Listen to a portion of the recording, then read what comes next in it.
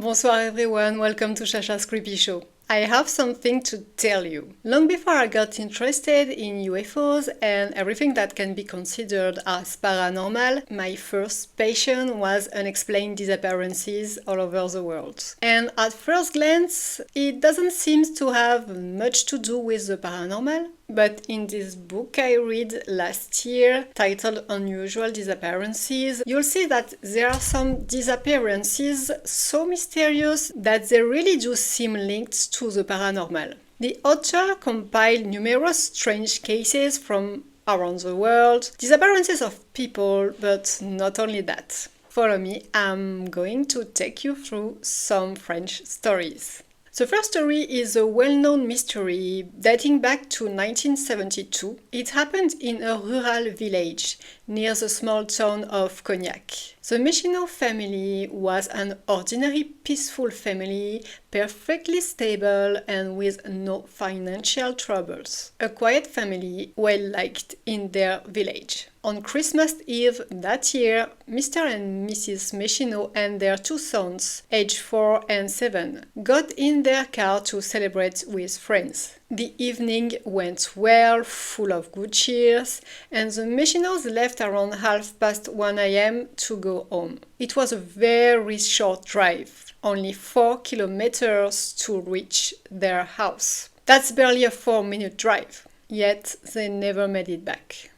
The entire family, parents and children, along with their car, disappeared without a trace. Despite all the efforts of investigators, all their belongings, money and paper were still at their home. The Christmas presents were still under the tree, never opened. This family and their car simply vanished. To this day, no one knows what happened. The case remains a cold case that is occasionally reopened. The second story is just as short as it is mysterious. And you'll see that objects can also disappear. But beware, we're not talking about small objects that are easy to lose or steal, like keys or even a car. Far from it. In early March 1973, on a construction site near the small town of Pienne, some railway tracks and 7 switches disappeared overnight. Let me give you a more telling number. That's 60 tons of steel. 60 tons gone overnight. But that's not all. That same year, in early May, on another construction site in a different region, a crane disappeared. An 11-meter high crane of several tons. Can someone explain this to me? In one of my recent videos, I told you a story about a fog that swallowed up some farmers in Bretagne. That story is also reported in that book, but you'll see, these strange fogs haven't said their last word and continue to blur us with mystery. An article from a local newspaper in Provence, dated September 25, 1981, tells an unbelievable story. 2 people were driving on a country road near Avignon. It was around 7:30 p.m. and night had already fallen. In front of their car was another car, a Citroën 2CV with its headlights on, driven by a woman. Suddenly, out of nowhere, a heavy fog covered the road. And when the fog cleared, the car in front of them was gone. There were no intersections, no parking lots, no other roads to the right or left where the car could have turned. The vehicle had nowhere to go, yet it had vanished along with the driver. But the next story goes even further. It took place near the small town of Chouvigny, in the countryside in the center of France, on August 7, 1971. During a full moon night, a farmer was driving home as usual when suddenly a red ball of fire seemed to burst from the moon and crash onto the road in front of him. His car stopped on its own, but that's not the strangest part. The man looked all around him, the landscape which he knew by heart, had changed. The familiar night landscape was replaced by a countryside scene unlike any he'd seen, a scene that seemed older and was lit up as if it were daytime. The poor farmer was stunned. The surreal and absurd scene lasted only a few seconds. Then everything went black. Everything returned to normal, so to say, because the moon was gone. Pretty heavy. And on the road again, here's another similar story. It happened in 1986 to a man named Michel. Michel is a truck driver. Every day he leaves at 7 a.m. driving a truck full of diesel and has to drive very slowly for 1 kilometer to supply construction machines. It's a routine trip that normally takes 10 minutes. That morning, the weather was perfect. Michel started his truck at 7 a.m. as usual and began his drive. But after just 200 meters, something felt wrong. He no longer recognized the road he was on. It made no sense. Michel looked around and was completely confused. The landscape had changed.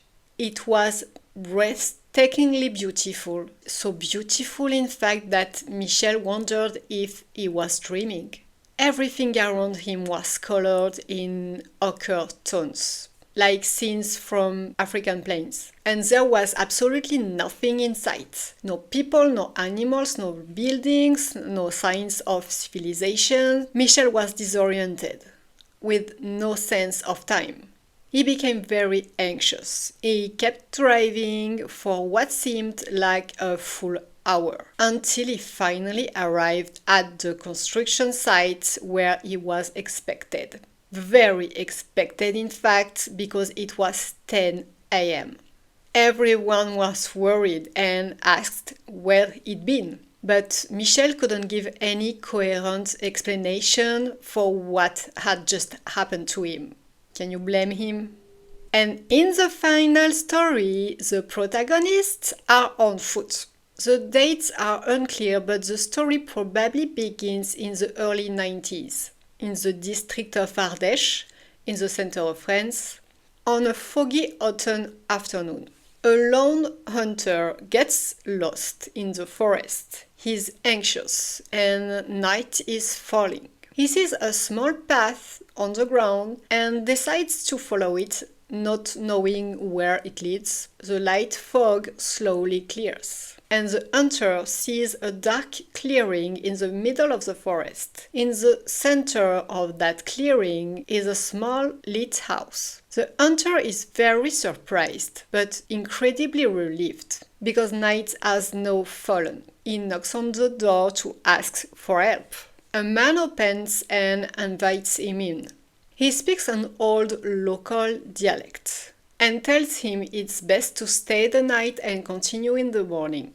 The house has no modern facilities like frozen in time. The host serves him soup, pork and bread, then shows him a bed for the night, a haystack with blankets.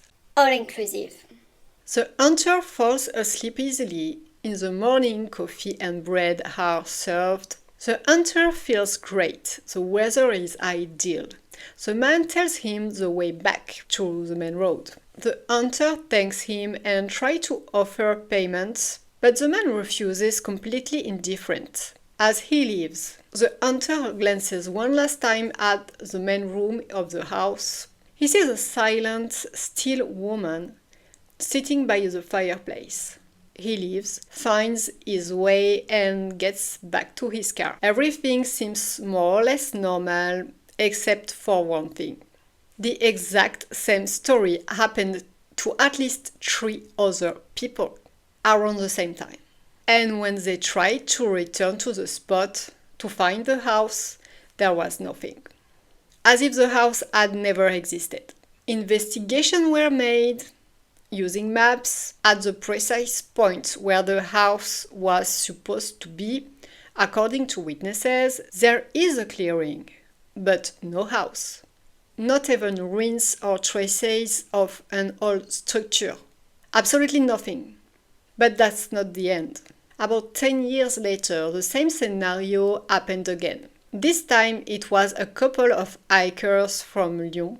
The woman was a botanist, which will be important later. Lost in the woods, they were taken in by the house owner. Inside, the woman was intrigued by a bouquet of flowers in a vase. She studied plants on a daily basis for her job, but she did not recognize these species at all.